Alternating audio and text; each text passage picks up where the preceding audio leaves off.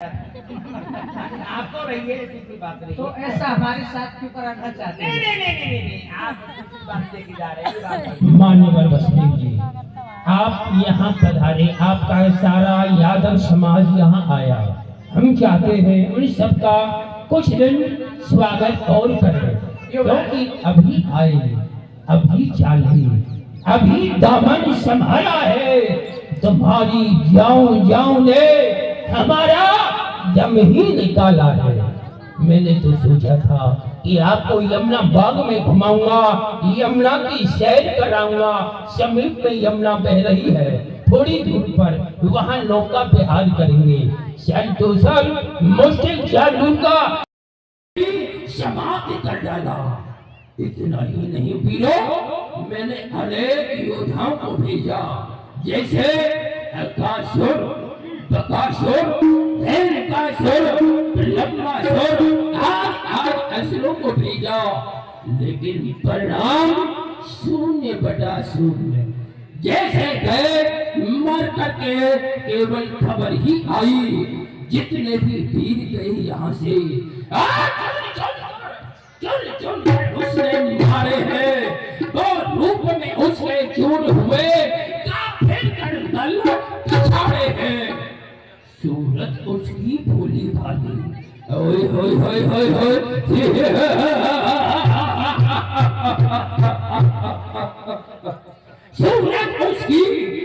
सूरत उसकी भोली भाली, वो एक जरा मुस्कुराता है, दिल पत्थर को भी पिघलाकर मोम बनाता है। उसने एक एक करके मेरे सारे योद्धाओं को समाप्त कर दिया, कोई नहीं बचा। लेकिन आज जब सबको एकत्रित इसलिए किया है कि उस कृष्ण का आतंक इस समय ब्रज में बढ़ता ही जा रहा है। मेरे वीरों, मंत्री सुनो, सेनापति सुनो, एक दूत ने मुझे बताया है। क्या बताया है? उस नंद गोप के बच्चे ने ब्रज दंगा बहुत मचाया है। क्या दंगा मचाया है? क्या दंगा मचाया महाराज? ग्वालों का एक टोल बना। इस समय उसने एक ग्वालों का टोल बना लिया है, जिसे मंडल कहते हैं। उसमें 10-20 बच्चे इकट्ठे हो गए हैं। जहाँ भी जाते हैं वो एक साथ जाते हैं, गोपियों के यहाँ चोरी करते हैं। ग्वालों का एक टोल बना, वो घर घर चोरी करता है, काली पीली आंखें दिखाता, नहीं किसी से डरता है। इतना ही नहीं वीरों, महाराज दही दूध माखन मिश्री मथुरा आने से रोक दिया। कल जब मैं अपने महलों में गया, उस समय मेरी पत्नी अस्थि और प्राप्ति दोनों उदास मुद्रा में बैठी हुई थी। मैंने पूछा, तुम्हारे उदासी का कारण क्या है? तो अस्थि कहने लगी, महाराज आपके राज्य में बड़ी न्यूनता आती जा रही है, कमी आती जा रही है। मैंने पूछा इसका कारण? तब अस्थि ने कहा, इस मथुरा में दही दूध के कुंड भरे रहते थे, जिसमें हम स्नान किया करती थी, लेकिन आज वो खाली पड़े हैं। इस सब का कारण है कृष्ण। ग्वालों का एक टोल बना, वृष्टि गोपियां दही दूध लेकर के आती है, लेकिन वो कृष्ण रास्ते में रोक करके उनकी मटकियों को फोड़ देता है, माखन को खा जाता है, दही दूध को लुटा देता है, जिसके कारण वह गोपियां या मथुरा तक पहुंच ही नहीं पाती है। इतना ही नहीं, अगला ब्रज सुंदरियों के ले चीर कदम पर चढ़ता है। आप काम करने पर भी उपदेश बेदिखा करता है। वह भोली भाली ब्रज गोपियों के चीरों को लेकर, वस्त्रों को लेकर कदम पर चढ़ जाता है, लेकिन जब गोपियां वस्त्र मांगती है तो वो कृष्ण कहता है, क्या कहता है? गोपियों, यदि तुम्हें वस्त्र चाहिए तो आओ और मेरे समीप आकर के वस्त्र ले जाओ। गोपियां हाथ जोड़ करके विनती करती है, हम नहीं आ सकती, लेकिन वो कृष्ण कहता है, मैं प्रभु हूँ, और तुम जीवात्मा हो। ब्रह्म के पास जीव को आने में कोई लज्जा नहीं करनी चाहिए। मैं तुमसे पूछना चाहता हूँ, क्या वो गोकुल का ग्वाला ब्रह्म हो सकता है? नहीं। कभी नहीं हो सकता। कभी नहीं महाराज, कभी नहीं। ब्रह्म को देखना है तो मुझे देखो। एकोपि ब्रह्म द्वितीयो नास्ति, अहम ब्रह्मास्मि, सर्वम खल्विदं ब्रह्म। सारे खलों का ब्रह्म केवल एक मैं ही हूँ। लेकिन आप सभी बुद्धिमान हैं, अपनी बुद्धि के घोड़ों को दौड़ाइए, विचार करिए कि उस कालिया कृष्ण को कैसे मारा जाए। महाराज, आज तक आपने यहाँ से जितने भी योद्धा उस कालिया कृष्ण को मारने के लिए भेजे, उस कृष्ण ने नहीं मारा उनको। वो सब अपनी गलती से मारे गए, अपनी भूल से मारे गए। कैसे मरे हैं वो? आपने कागासुर, अघासुर, बकासुर, बच्चासुर, कच्चासुर, ये जितने भी सुर गए वहाँ जाके खुर हो गए। आपने भेजा था उस कागासुर को मारने के लिए कि जाओ कृष्ण को मार के आना। अब महाराज वो कागासुर था तो उसका एक नेत्र तो पहले से ही बंद था, तो वो कालिया कृष्ण को अपनी पीठ पर बिठाया उसने और एक पर्वत पे जाके बिठा दिया, बल्कि अब टक्कर से मारने से। अच्छा। हाँ, और अब दूर से वो भाग के आया। इधर बैठिए, इधर रास्ता है वहाँ पे। और वो जो कृष्ण है वो बड़ा चतुर है, चालाक है। हाँ। जैसे ही वो कागासुर उसको मारने के लिए उस पर्वत की ओर दौड़ा, कृष्ण वहां से हट गया। उसका एक बाजार बंद था, उसे पता ही नहीं पड़ा कि कृष्ण है कि पर्वत है, उसमें जाके टकरा गया, बस अपने आप मर गया। और बहन पूतना कैसे मरी?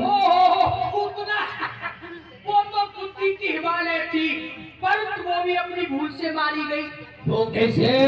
वो यहाँ से बीड़ा उठा के गई कि आपके शत्रु को मैं मार के आऊंगी।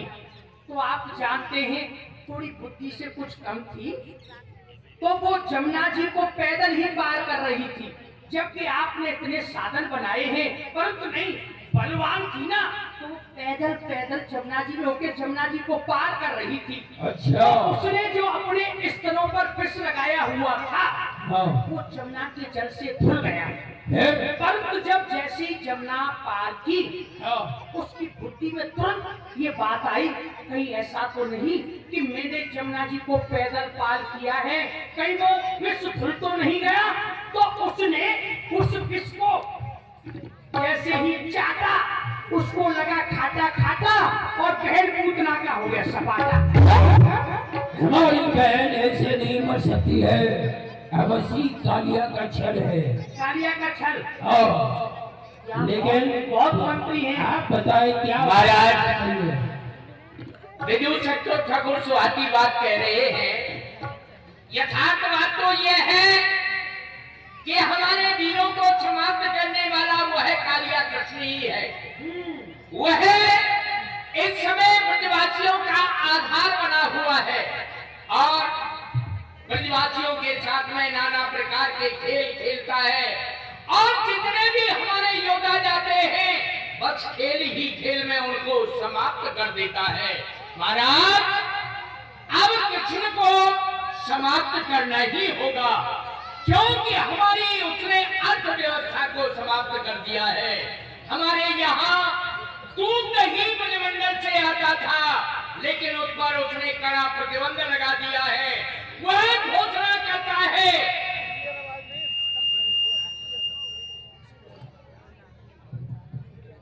कि यहाँ ब्रज से दूध दही मथुरा नहीं जाएगा, और यहाँ ब्रजवासी दूध दही को खा करके बर्बाद बन जाएंगे।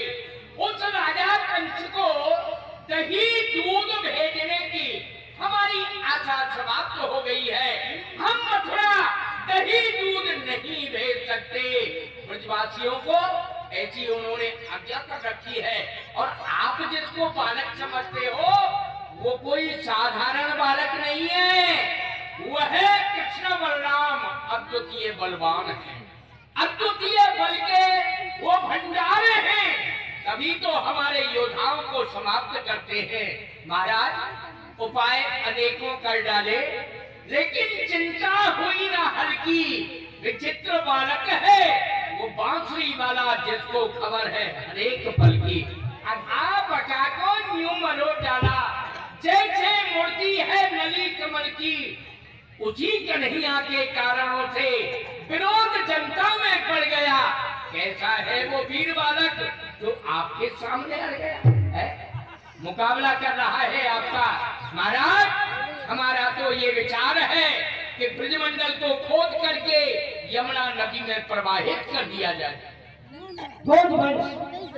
जब जब आपकी सभा लगती है तब एक ही प्रश्न उठता है, उस कालिया कृष्ण को किस प्रकार समाप्त किया जाए। आप हमारे राजा हैं, आपके हृदय में चिंता है और हम आपके सेवक हैं। आपकी चिंता का निवारण करना हमारा कर्तव्य है। महाराज वे बालक कौन है? ब्रजमंडल में रहने वाला, टेकी फूल खाने वाला, पोखराओं का पानी पीने वाला, गायों को चराने वाला, क्या आपका काल हो सकता है? नहीं हो सकता, क्योंकि कालों के महाकाल तो आप हैं। काल सबके तुम स्वयं काल के अत्यंत हो, शत्रुओं के वंश के विध्वंसहारी वंश हो। और महाराज वो कालिया कृष्ण अरे बचकर के कहा जाएगा? हमारे जाल से हम उसको खींच लेंगे आकाश और पाताल से।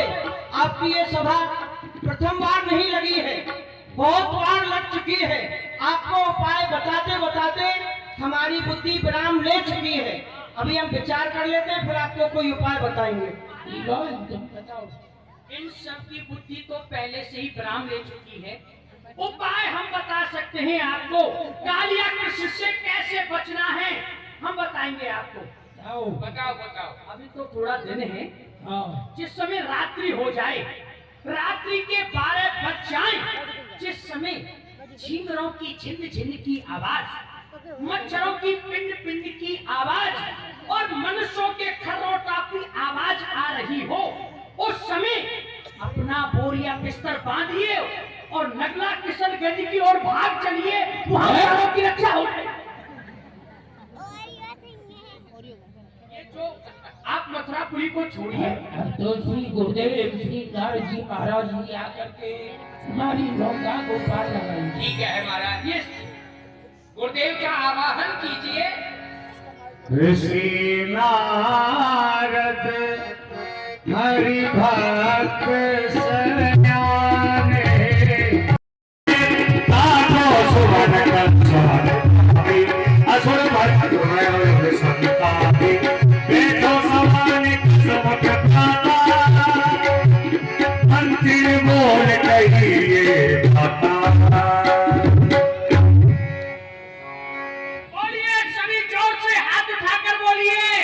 बोलिए शंकर भगवान की, शंकर भगवान की, कंस भगवान की। श्री राधे राधे। अभी कंस ये के जो धोखा होता है कृष्ण भगवान की तो जय बोलो। ये दुष्ट लोग है ना, इस संग में ऐसा भी करते हैं, बीच में कंस भगवान की जय बुलवा देते हैं। कृष्ण की जय बोली ये तो अच्छी बात है, पर उसे बुलाते बुलाते कंस भगवान की जय बुलवा रहे हैं। तो हमें दुष्टों की जय थोड़ी बोलनी है। अरे जो जय बोल रहे हैं ये सब कंस की वंश के हैं, इसलिए बोल रहे हैं। हाँ, राजा कंस तेरो अतुल प्रताप देख, बैरी जो बाल के बबूला से बिलबिलात है, सहज मतरात हरदम में खलबलात, कौन धरत धीर जो उठत हो साइकिल, ये भौसा की धकार धरा अंबर सब थरथरात, बड़े बड़े छत्रपति भाजत है खाए के, लंका के लंकेश, आकाश के सुरेश, पाताल के सेतु के कबीर मिलत यहाँ आपके महाराज की जय हो। ये प्रजापालक शत्रु घालक काल के काल हो, आज राजा कंस तेरी जग में जय जय काल हो। आज शुभ दिन हो हमारा, सफल ये दरबार हो, हम तुच्छ दासों की चरणों में वंदना कोई काल। 200 बलवान या जग में न दिखे कोई, तीनों लोग यथ फैलो आपकी बल्कि बड़ाई को। सुरपत घबरावे सोता थर थर थर्रावे, गद्दी छोड़ छोड़ भागे, ऐथो भय है सिपाही को। पूरब देख पश्चिम लो, उत्तर देख दक्षिण लो, ये पृथ्वी आकाश सिंध मानव दुहाई को। आप राजान के राजा महाराजा लोक लोचन के, ऐसो प्रताप छायो जरासंध के को। महाराज मथुरेश्वर जय शंकर की। जय श्री बोलो शंकर भगवान की, भोलेनाथ की, शंकर भगवान की, भोलेनाथ की। एक बार सभी अपने नैनों के पट खोलो और हाथ उठा करके शंकर भगवान की जय बोलो। बोलिए शंकर भगवान की। भगवान अवतार वीर कुलभूषण महाराजगंज आपकी सदाई जय जयकार हो। हारी दिमाग हो, दुनिया में आपके नाम का रोशन चिराग हो। बल तेज नहीं घटाया, सुरभा सुरेश का सदा कायम राज रहे मथुरा नरेश का। महाराज जय शंकर की। बोले भूत भावन भोलेनाथ की, भूत भावन भोलेनाथ की, महाराज कंस की। उठा लिया कैलाश को। नोटरी जब आएंगे तब हम आपके इधर अवश्य पधारेंगे। ठीक है, चलो दादा। और ये सारी खबर राजा कंस के पास पहुंची।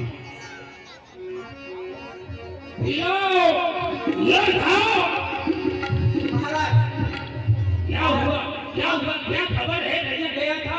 दोही को समाप्त कर दिया उन बच्चों ने। अच्छा फिर आपका माली मिला, हाँ।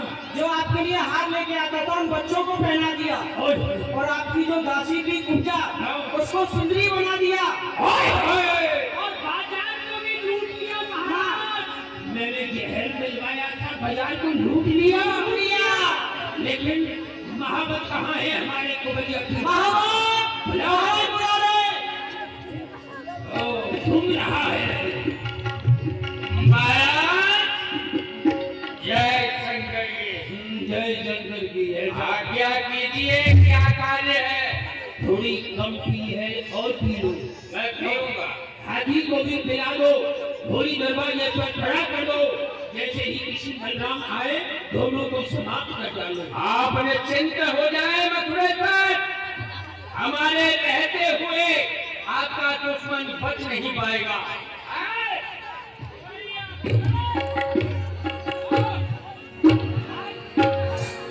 देख मदम द्वार मथवारो,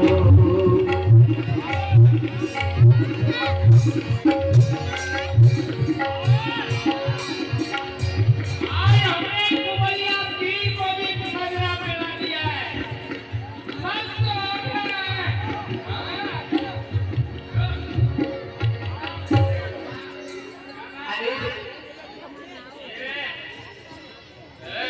अरे भैया तेजमान, तू अपने हाथी को हमारी आगे से हटा ले और हमें अपनी मामा कंसु मिल जाए।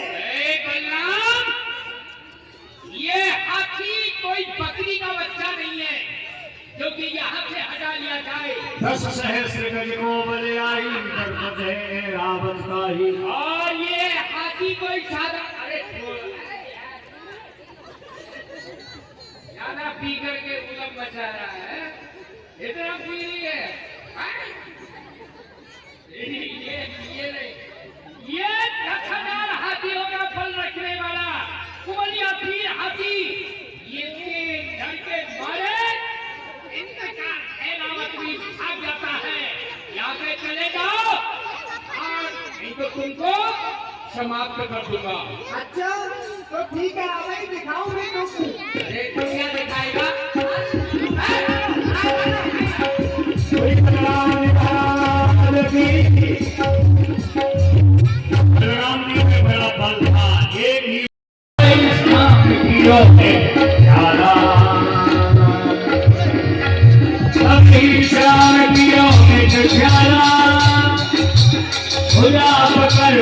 जो सतनाम।